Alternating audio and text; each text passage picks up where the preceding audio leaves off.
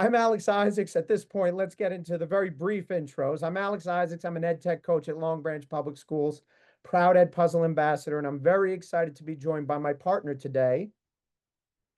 I'm Stacy. I am an EdTech consultant now, but I was a math teacher for over 15 years, and I did a lot with the flipped classroom, as you may know. And I'm so excited to be here to share with y'all today. And shout out to all my New Jersey peeps out there. I've seen a lot of them. I'm your Edpuzzle ambassador rep, so make sure to reach out to me, okay?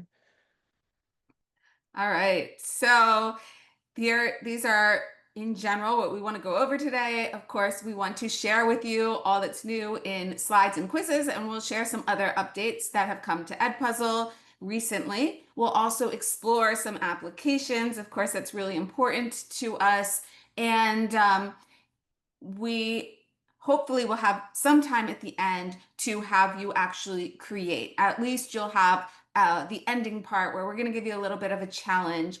And we do want to emphasize Alex and I are both very passionate about student voice, wellness, reflective learning, and all of that can really be accomplished through what we're going to share today. So that is going to be a focus of ours. Absolutely. And we're going to get started. And I'm sorry, I'm going to remove the Grammarly aspect showing right there.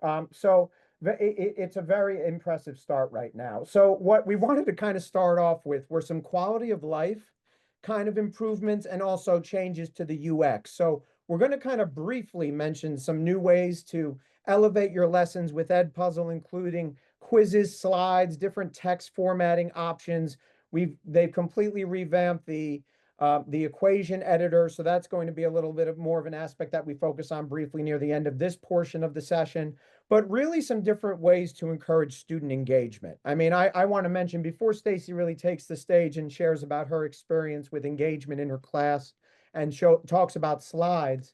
I speak from the perspective of a middle school math teacher who is very into tech, who knows that when you gave students that ability to share their thoughts, share their voice in a way that was comfortable for them, in a way that maybe they didn't have to raise their hand up to then share what they thought, whether they were right or wrong. Sometimes my kids were very reticent.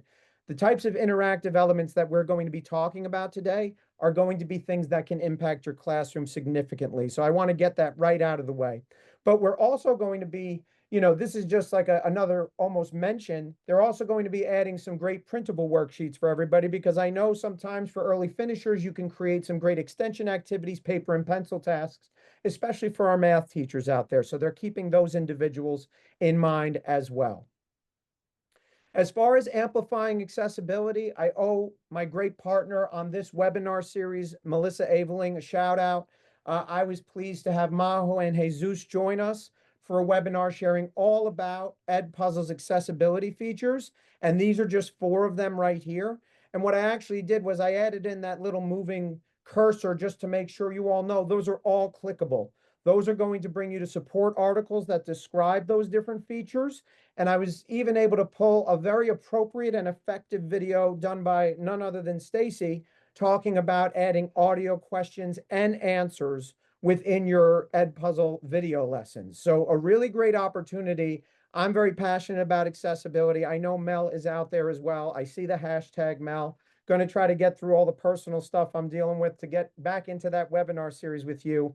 But, just really excited that Edpuzzle is putting accessibility at the forefront, especially with some of those things that Keem shared earlier with regard to those different caption languages and otherwise. So at this point, I'm going to turn it over to Stacy to talk about some updated search filter options.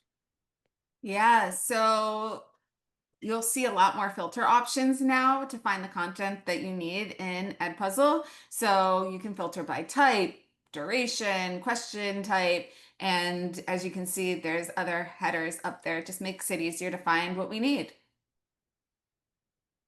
And then as far as that text and equation editor, you'll get a chance to actually see this in real time today as far as really making the math look very clean. So I can speak for science and math teachers out there.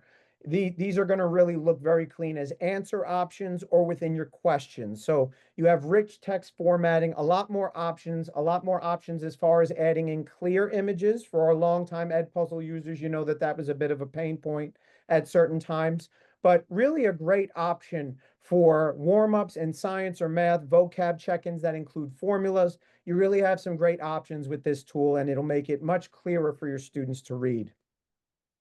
And as far as Edpuzzle playlists go, this is really the thing that I really think of in addition to those 3 bullet points over on the right side is really like subplans, that bottom one. I don't want that one to get lost because I remember being a teacher and you were kind of worried about something to not only engage your students, but have it be multimodal, have it be different types of activities included all in one space.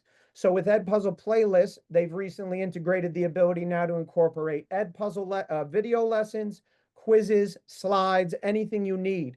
So now you really have that opportunity to differentiate and diversify your assignments in one place with Edpuzzle playlists. So really great opportunity to go there, and you have a wonderful GIF just kind of showing you some of the options up top and how to navigate that area of the platform. So at this Okay. point, Stacy, I think you're going to kind of take it away with slides, right? Yeah, let's dive into the good stuff. So we're going to start, as Alex said, with Edpuzzle slides. This new feature in Edpuzzle will allow you to import slides of your own into Edpuzzle to make them interactive learning experiences. Um, with slides, every student is given the opportunity to engage with the questions you ask from their own device. So in a moment, we're going to talk more about the different modes for student engagement because you have that live synchronous mode and that you can use in the classroom. And then you also have an asynchronous mode for student-paced lessons that you can use either in the classroom or outside of the classroom. So let's take a quick look here at how you'll go about creating Edpuzzle slides. So you're gonna want to start by creating a new Edpuzzle class. And all the new classes that you make will be this like new 2.0 class type. And that has a lot of exciting new features in it. So creating a class itself is pretty straightforward. You add the titles, the details, all that good stuff. And then when you're ready, you press create class. After you do that, click create assignment. Oh, sorry, Stacy. Oh, So you can go add new. I think oh, works right. yeah. All right. Um, we're good. We're good. Perfect. And so you'll see that one of the new options now is slides. So that's what we're going to do. And we're not going to get into this today, but I'm just going to mention that one of the really exciting things about the new class 2.0 is that you can assign multiple activities in one assignment. So one activity can now, like, you can have slides, you can have quizzes, you can even have multiple videos, which is really great. Sometimes I wanted 2 smaller videos for students to watch. So I really like that feature too. All right, so let's go ahead. Let's get into slides. So we're going to start by just like, you can pull in something from your Google Drive or you can import something that's a PDF. I guess I'll go into Google Drive. Give that a Sure. shot. All right, I'm going to go back into my math days, try to find that very quickly. Here we go. Oh boy, I should have signed in already. Okay. No, we're good. All right, so it's scrolling through my presentations at this point. I've personally tested uploading a PDF, and that was very easily able to get in for me earlier. Yeah. I'm wondering if I need to sign in with my same account from what I'm logged in as on. All right, let me log in as my school account. I apologize, Stacy. No, no worries. All right, we'll get in here in a moment. I think that might be the thing. Yeah, I uploaded multiple PDFs in here, and they all pull in. And then we're going to show you too, like how you can select what slides you actually want. So if you only want a piece of a presentation, you'll be able to just focus on that too. You don't have to pull in the entire presentation. Stacy, unfortunately, it doesn't look like any of my stuff is popping up. Do you want Oh, to there we go. oh, there it is. It just took a minute. Okay. So let me see what I can find here. Let's go with, let me type in math. It's a lot of ed tech stuff there when I just popped in. Oh no, I had all the presentations up. All right, It's not good. If it doesn't work, I have a PDF file that I can perfect. pull in. We'll give this a few more So seconds. let's see if there's any questions here. Can you use some PowerPoint slides that are uploaded to Drive? If you download, just download the PowerPoint and then you'll be able to pull it up. Are the slides editable after you pull them in? The answer there is no, unfortunately. So make sure your slides are clean. But you can move them around. You can select which slides. We'll talk about that. So Stacy, I would say I gave You it want a me to? shot with math. I would say, why don't you take over the screen share and show the Yep. PDF? I think you got this. All right, let's do that. Of course, the Um, testing time, everything worked beautifully, but now yeah, a little bit of a change. it's all good. So Thank you. Catherine, yes, that's the whole point. You kind of import in your slide deck, whether it be a Google Slides presentation or a PDF, and then you embed those different question types within, and you kind of space it out. Yep. All right, so here's, as you can see, here's my class. As I was saying before, something I'm really excited about is like you can have multiple activities. You can see that here. I even have two Stacy, I don't videos. see your screen share at this point, Stacy. Oh, you don't? No, that happens sometimes with Zoom, though. I I see see it. it. There's no Oh, problem geez. on my end. Maybe you're So on a maybe, different tab. oh my God, Stacy, I'm sorry. No, you're all good. We're good. All right. So you can see here that activities, like I have two videos here and one quiz. So that's something that's really exciting. We're not talking that much about that. Let's go to add new. Hopefully it's going to work for me. Let's add a new slides. I'm going to pull in a PDF here.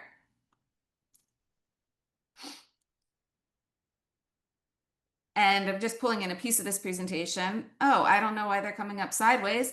But you can choose a couple of the slides or you can select all of them. So I'm going to just select, am I going to select all of these that are looking sideways and see if they come in normal or Let's give it a shot, Stacy. no, that didn't work. All right, let's try one more time. Add new slides. Let's try the whole presentation because this is the original one I did and it worked. Okay, there we go. Then let's just select like the first 5 slides so we don't pull them all in. Import. Boom, we're in. All right, so here, as I was saying, you cannot edit the slides themselves, but you can drag them if you need to reorder them. You can also pull in multiple presentations here. So if I go to add slide, I can import more slides. So they don't all need to come from the same presentation. You can kind of mix and match here. As well, here's where we get to the good stuff, the interactivity. So say that, after our introduction, I want to add in a multiple choice question. Just click that multiple choice. I can type my text for my prompt up here. I can use some formatting. I can add in hyperlinks. I can also add in equations right there, even in this new view. And I can also add audio onto the prompt itself, or I can insert an image. So all those are options, not only on the prompt itself, but also on the multiple choice question. Sample question, yes, no. Then you select which one is correct.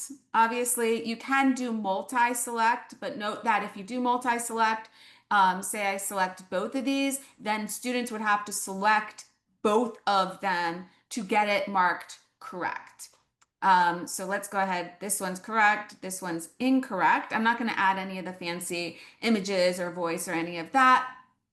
I can also set a time limit for the question, or I can turn off the time entirely. So I can put no time limit and I can toggle on points or toggle points off. Even if points are toggled off, students will still see if they got it correct or incorrect. It just won't be like counted towards their total points for this. So one way I might use points is if I do want to do a question where maybe I want to do a temperature check kind of a question where there isn't necessarily a right answer. Though Edpuzzle will potentially tell students they got it incorrect, they wouldn't be docked any points. So you could turn on and off points for individual questions.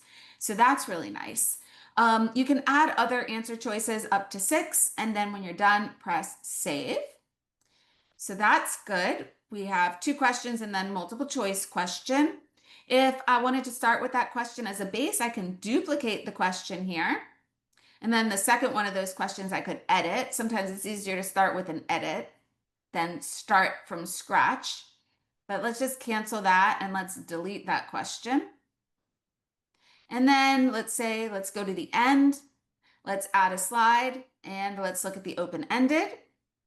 With the open-ended, very similar. You can add your prompt here. And I didn't say on the multiple choice, you can add feedback. Here, you can also add feedback. I love adding feedback, especially for open response questions where there is kind of like an answer that is, that I'm trying to get at, maybe a critical thinking type question. I will add feedback there so students can still kind of self-correct as they're going through it. So I love feedback for that type of a question. Again, you can allow points or not allow points. What's also enabled in these open-ended type questions is allowing audio. So students can also respond with audio if you allow audio there. So that's nice. Simple question again. And then press save. And that's really it. You can preview right here and you'll be able to like go through and see what it looks like from the student end by previewing it. Let's exit our preview. And when I'm done, let's put a title or sample. Let's finish. And this is what our slides look like. You can just go through one more time. You can edit up until you assign it. So once you assign it, you're not going to be able to edit it anymore because it's already assigned to a class. So make sure it looks all good. And then you can assign it and you can assign it to your class. You'll have to assign it to one of the new class types that you've made. There, you can optionally put, you have to put a start date, but you can optionally put a due date. Here you can put the title, and here's where you can add multiple activities. One last thing that I want to just mention here is that I don't need to assign it right now. I could always go back into my class itself and I can create an assignment from there. So I can just go to, create a new assignment and then I can select the slides that I just made. I could select the slides that I made, I can select the quiz, and I could even select a video and I could batch all those into one assignment. So that's pretty cool stuff. All right. I think that's all for that one. Let's see where we were. Yeah, Stacy, I think this is kind of where we're at, right? Can you see my new share? I think I'm still sharing. Hold on, let me see if I wanted to share. I think that was all I wanted to share on that one though. Okay. Now, Um, on top of Zoom, you can see now Stacy's screen and Alex's screen. So, oh, Okay. you can see both? well, I mean, I can toggle, so I can remove. There you go. Okay, Now there we go. now we see Alex. Okay. All right, Stacy, go ahead. All right. So yeah, we've gone over some of the technical details. So now let's talk about some of the fun stuff, which is like the benefits of using Edpuzzle slides. The interactivity really transforms what's a rather passive learning experience of just presenting slides or having students read over them for information. You might assign that for homework into a more dynamic, active activity. If it really gives you a chance to check for understanding along the way and also ask students to reflect and think critically with those short answer questions in the moment. If you do use the live mode to present your slides synchronously, which I didn't show, but you can present live too. I was just showing how you would assign it. If you present live in class, you can really pinpoint both full class needs and individual student needs in the moment. So for example, if you see that nearly half the class incorrectly responds to a multiple choice question that you've embedded, you know to pause and clarify whatever it is that you're talking about. I really, like I was saying, I really love the idea of embedding climate checks or temperature checks into your slides. So I'll talk a little bit more about that as we move into the next section. Finally, if you're assigning slides as homework or an asynchronous assignment, you have a lesson that is far more comprehensive than just asking students to read over your slides, or read the slides and then have to go to a separate worksheet, in another place and turn that in. So I just love that everything is in one spot here, and it's really, as I said before, a comprehensive learning assignment.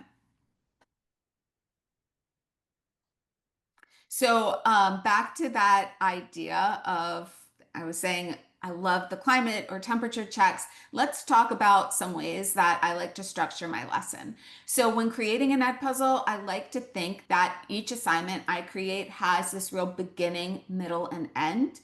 I usually start with some objectives and learning goals to set the tone, a bit of an outline to help orient students to the lesson ahead. But here's where you can also use the new interactivity to do a small temperature check to see how students are feeling about a topic or just feeling in general.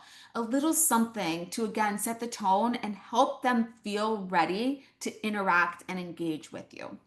As the lesson progresses, I like to add in both multiple choice and short answer type questions. Now, the benefit of each of those question types, I think, is rather obvious. The multiple choice will correct students on the spot, and the short answer questions really give students and you the opportunity to ask more critical thinking questions, or even those like, what are you wondering type questions. And you can also leave space here to let students type out what they're thinking in the moment, especially if you're doing this as a homework assignment. They might forget to ask in class to follow up, but they can just get their thoughts out of their head in that moment if you give them the space. Like, what are you wondering? What questions do you have? Is there anything you want me to follow up with you in class? It can be as straightforward as that.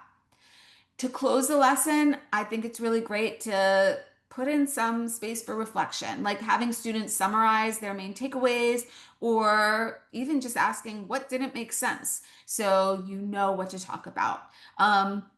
What are they hoping to learn next about the topic is a really great way to get some insight into what students are curious about, or what they're personally invested in. And you can also leave some space to have students summarize notes, or you can even highlight some things that you want students to jot down at the end.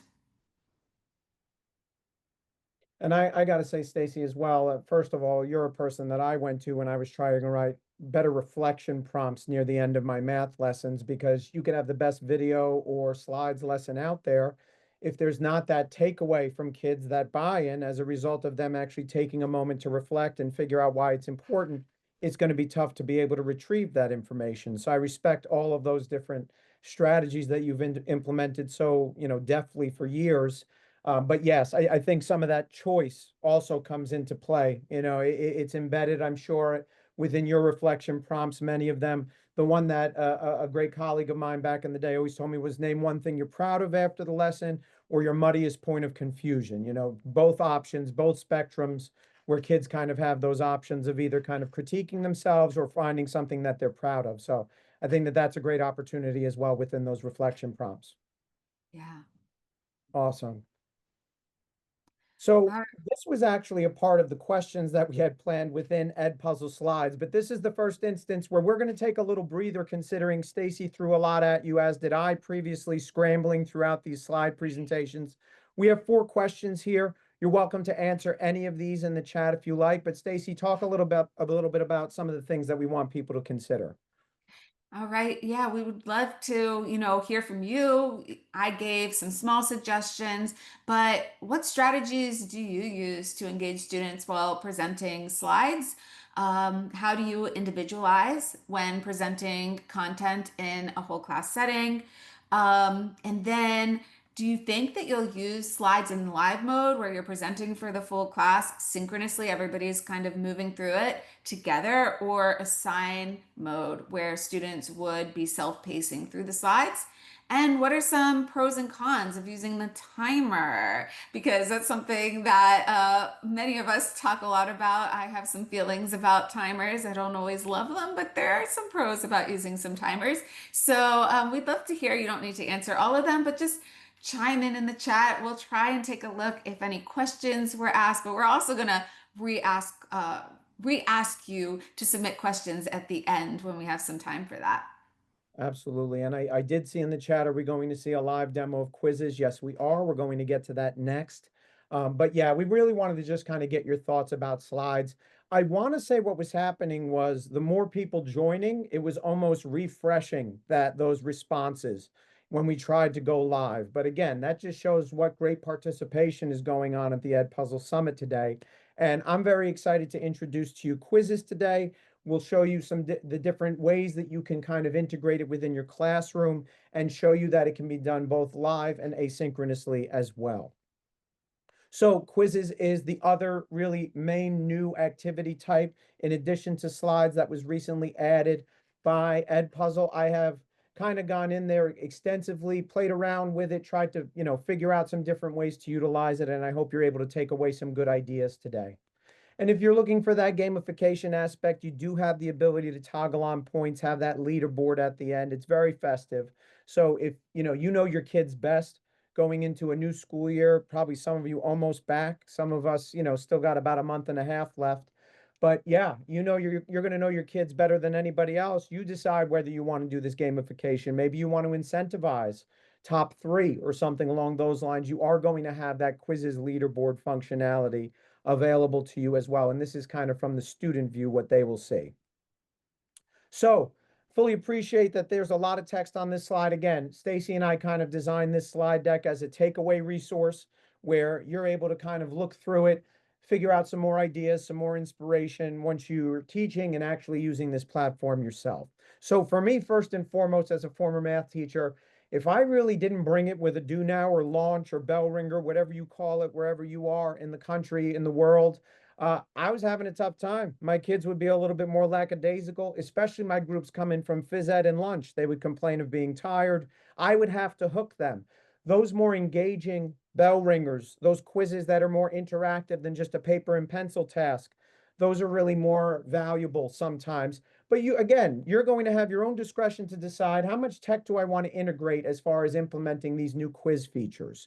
Speaking and listening activities, Stacy mentioned quite a bit about that ability to embed audio, not just within questions, but also within answer options and allow others, the students, the respondents, to use voice to share their answers. So all I could say is as a former teacher in multilingual and bilingual classrooms, I was always giving students that opportunity to turn on or use audio response for their Edpuzzle video lessons at that time. And now, just a brief little aside, as a district tech coach in Long Branch, we've actually adopted the platform at our middle school and high school level, and we've got about a 75% usage rate. And I attribute a lot of that to Edpuzzle's ease of use.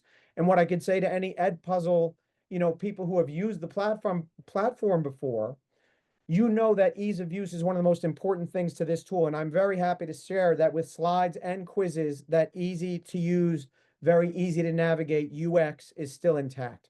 SEL check-ins and affirmations where students can simply record themselves saying, I am strong, or you can have emojis listed under multiple choice question for you to be able to kind of gauge your students, how they're feeling, what they're going through in their own life. Formative checks. This is more of the, straight up just content related type of tasks or applications underneath. So we could do formative checks of any content that was just introduced. You could do it at the end of the lesson or mid-lesson, exit tickets and reflection tasks. They function very similarly. It's just really a matter of what mode you're looking to do and if you want to embed slides in as well. So if you wanted to have an exit ticket or reflection task within the Edpuzzle quizzes functionality, you could do that too. And of course, just reviewing, for content practice or review tasks, being able to provide those built-in supports with hints in the form of either images or feedback that you can personalize based on multiple choice responses. These are all really great applications for Edpuzzle quizzes. So what we're going to show you today to start, even though I'll probably just do more of a live demo, is we'll quickly kind of just go through these slides. We already kind of showed you with Stacy's demo as I was kind of showing the screen as she was speaking, that within those new classes that you create, you can go add new or add assignment, and you're going to gain access to those new question types. So you'll have that ability to select quizzes even from that left sidebar as well. And what's really nice, I can go in right now, is if we go to quizzes over here on the left side, you will see that Edpuzzle has some great original options in the ELA section already ready to go, which I can now click on, and you'll see that I can copy it to my content. I can edit it right here, or I can share it with somebody else. Or if I'm like, I previewed this, I'm liking how it's going, I can go assign right here as well. But I know Stacy covered that. So I just wanted to very briefly show that those Edpuzzle originals that kind of relate to videos, Edpuzzle's also bringing those to the quiz functionality where it may not be video, but it's their pre-made, preset quizzes that you can kind of just grab and go from there. So you do have that option to kind of grab from the original library. But what you can also do is you can create quizzes from scratch. Okay, so you have all of these different options. And again, within this slide deck, you have GIFs embedded within here. So you'll see that you're going to have the option to embed multiple choice and open-ended questions. And while that's just the start of the questions that Edpuzzle is integrating within quizzes and slides, I assure you it's not the end, and you could still do a lot with those two question types to gauge understanding and have a better understanding of what your students are at mid-lesson or at the end of a lesson so that you can form groups or do anything else you need for differentiation purposes. So again, I don't think we're going to go live with this one just because even clicking on this now, I do believe there are more people joining. I don't think I've ever had a class with so many students in it, and I probably never will again. So I'm just going to go into my content and I'm going to preview this for everybody. Okay. So I'm going to need to make a copy first, I get. Okay, let's do that first. Okay. So, all right, we're going to make a new folder quickly. All right, I'm just going to go copy, and here we go. Let's go move. All right, so now I'm going to go back, and hopefully that copy folder is there. There it is. And there's my quiz that okay, it is editable now. All right, so here we go. So, love a good check-in, love a good gift check-in. I've shouted out Mel probably twice already. Here's another shout out to Mel. She loves her gift check-ins, does a stellar job with them. I still have the Google Slides presentation that she made of all of them, and now I'm wasting time. Okay, so all you have to do is go over to Giphy, just simply right-click, copy them in. You have the option to set these really fun kind of check-ins, or if you wanted to leave this up to an open-ended type of question, you could do that as well. I'm not going to go too deep into the editing simply because Stacy showed you that already. The interfaces are basically the same exact thing. You can see that I toggled off points on this one simply because I'm asking how kids are feeling. I don't want to make it seem like I'm the angry cat, so I'm going to get, fewer points or something like that. So you really have, and what I also want to share is before we keep going in this quiz is, this is actually going to be shared as an editable copy at the end. So I made sure to provide this to you where if you really like cats and you're like, my kids would really like this, you will be able to edit this quiz and then share it with your students if you choose to do so. So love the idea of adding GIFs to your quiz and really being able to kind of let students express themselves in a fun way, but also those open-ended type of reflection prompts to start or SEL check-in where students can use voice to share. Now you'll see the timer up top. I've got to compliment the Edpuzzle team because I want to say at the beginning of the beta, it was red and I didn't notice it till the end and I got freaked out. So I've got to say the Lakers purple and gold, I'm liking it. It's a little less intimidating. I don't know. I have a tough time with timers as well. I don't want to make any kids feel under the pressure or get a feeling in their stomach or anything like that. So again, discretion, teachers knowing their students best. You have those options to either turn on a timer and you can go very high with the timer, I believe up to 5 minutes. So if you don't want to give them a certain number of seconds, you don't have, you can kind of elevate it a bit more. Now we've got some Laker fans. That's awesome. So what I also wanted to kind of just give a quick shout out to right here is feedback. You could see that I kind of gave this text feedback within these answer options. So there was a correct answer. It's actually smiling at somebody nearby. So for anybody out there trying to get a quick SEL strategy, we just did it for you. If you smile at someone nearby, it's actually going to release those endorphins and make you have a little bit of a better day. So I know Stacy's smiling at me right now. I'm trying to smile more, despite the circumstances of some of the technology issues. But I would really encourage you, you want kids to understand why a multiple choice question is right or wrong, or you want to celebrate them getting something right. Great option right here within quizzes and video and slides to share that feedback after they get that answer, whether it's right or wrong. Next, you see the equation editor. So again, for any math teachers out there, you will know these look really clean. These look very good as far as a equation editor, bringing in that text that needs to be italicized for any variables, that needs to kind of be a larger or smaller exponent or subscripts or superscripts. You have all of that of it. Yes, Missy, very much so. You've got exponents available to you. That's an important one. So you do have, and I thought I put pi r squared h somewhere in here. I did not, but it really does help you as far as that math option. No, I don't think, maybe it is. It might, maybe that one kind of got reformatted at one point, but yes, area of the circle should be pi r squared h. I do believe I had that. It might have gotten flipped around in the editing and the assignment, but that's another way of kind of just showing that. And I know I got a shout out earlier with those images. I assure you, I do know what the circle formula is, everybody out there. I was an 8th grade math teacher, so I assure you of that. But you can embed those images as well. And there's going to be more that you can do with the images within quizzes coming soon as well. Stacy, anything you want to add about like math integrations at this time, considering I know you dealt with the highest of high math. I'm sure we don't have just middle school math teachers. Anything coming to mind right now for you? I mean, the equation editor has always been a savior in Edpuzzle because I taught AP Calculus as my main class and I could do everything there. You can type the equations, which is really nice. Sometimes you don't want to press all the buttons. Previously, you had to like know LaTeX in order to type some more advanced stuff, and now all the options are there. So it's really nice for both ends. And Missy, I do believe subscripts as well. I might be wrong. I don't want to step on anybody's toes, but I do believe that as well. Yes. So I want to say, for some reason, I wasn't able to share my audio of this, but what I wanted to show was for speaking and listening activities. It's a shame. I'll try it. You'll get to hear me speaking in Spanish very briefly, maybe. ¿Cómo estás?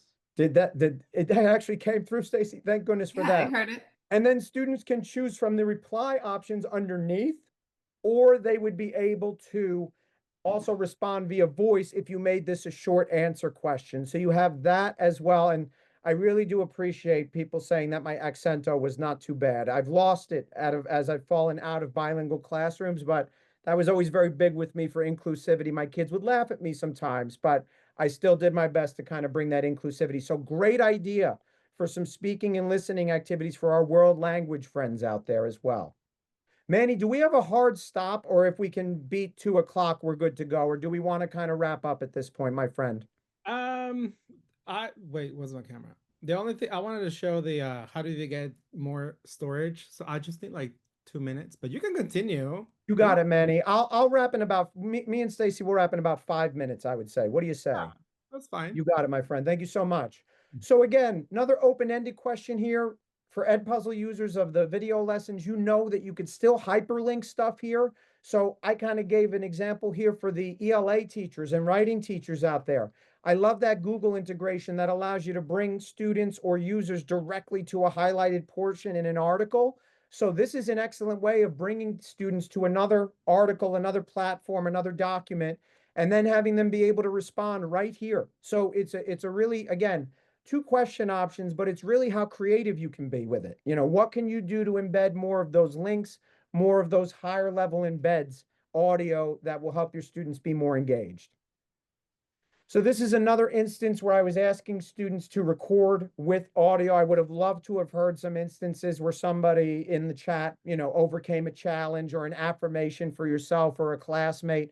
But it's really about bringing those good vibes. I was always very big into SEL, and this is a great platform to do that, especially with the videos. But now with these ability to do quick checks as a quiz or a slide deck, you have that ability to really gauge your students' temperature, not only with content, but also how they're doing personally. And I can speak for myself, and I'm sure with Stacy, the more we build those relationships with kids, the more we take their responses and actually factor them into feedback or what activities we do, the better we get and the better environment for us and our students. So last but not least, the last idea that I had, this was more of one where you had a choice, either responding with text or audio. And it was just really, what are you kind of most excited, or how do you feel like these quizzes could benefit your students? So what I'll do is I'll leave this up here for just a moment for everybody in the chat. And I've got to say, the amount of questions, God bless Alexandria out there, who I believe I met at Visti at one point. So really appreciative of her and all she's done. Manny said he kind of felt lonely at one point. With Stormy and Alexandria in the chat, you're never alone. So really amazing job keeping up with everything, and we appreciate you. But we'd love to know how you feel about any of these. Will you use audio responses to support reflection? Are you excited about adding gifts for check-ins to spark engagement? And do you feel adding feedback within answer options as a way to reinforce important concepts? You know, that to me was something that really helped my kids, because it made them a little bit more independent because they knew why they were right or wrong. So really great options there. I know I probably rushed it a little bit. Once again, if you have joined my class, I have assigned this quiz that you can complete asynchronously and the slide deck. So if you want to do that, I'll be happy to take a look at some responses. You could share your email with me if you want me to follow up, but I would absolutely love to be able to explore some of your responses within the quiz and or slides. So at this point, we were going to give everybody a chance to create. Stacy did an amazing job showing assigning quizzes. So this, if you want a little checklist to kind of get started on how to create your own quiz, I feel like this one really does a good job of being comprehensive enough to help you. But I want to make sure Manny gets enough time to speak about, you know, gaining new access to additional lessons and activities. And I also want to make sure that we touch on a call to action. So we're providing choice even in our call to action today. We know not everybody's on socials, but we know that there are many inspired people in the chat. And I can tell that today by the amount of stellar questions coming in. Sean, we will drop that in the chat as soon as we finish up. I'm happy to do so. So the first option you have is to take slides, make it interactive, and import a Google Slides deck or PDF into Edpuzzle and add at least a few questions to engage your students and boost student voice. Next, you can assign a quiz you created or customize from the Edpuzzle Originals library to check for understanding in your class. And last but not least, if you are on socials, we don't care which one, please add the hashtag of the Edpuzzle Summit right there and tell us the feature that you're most excited to try. I know Stacy, I could speak for her on this one. Tag us, we will get back to you, we will share feedback, we'll throw some other ideas out there. So we'd love to hear kind of how you're using this in your own class as well. And hopefully we've inspired you to kind of use these new tools. And now I'm going to kind of go very quickly through this, but that showcase quiz that I kind of went through very quickly, that is available for you to make a copy of right here with this link. Something that I've really become passionate about along with Stormy, you know, shout out to Stormy Daniel. She's very big into student projects. I've started creating some template student projects for people to enjoy. I know that others in the ambassador community are going to contribute, including the great community leads, Jesus and Maho. So please keep an eye on this. This is going to be an evolving living document that we're really going to try to promote projects as well, even though Stacy and I were focusing on quizzes and slides today. And last but not least, big proponent of Wakelet. I have, you know, Stacy and I both looked through this. We've updated it completely. We have added new branding for the really nice looking new logo for Edpuzzle. So we have some really great best practices for you to take a look at, along with our slide deck that we have, the quiz.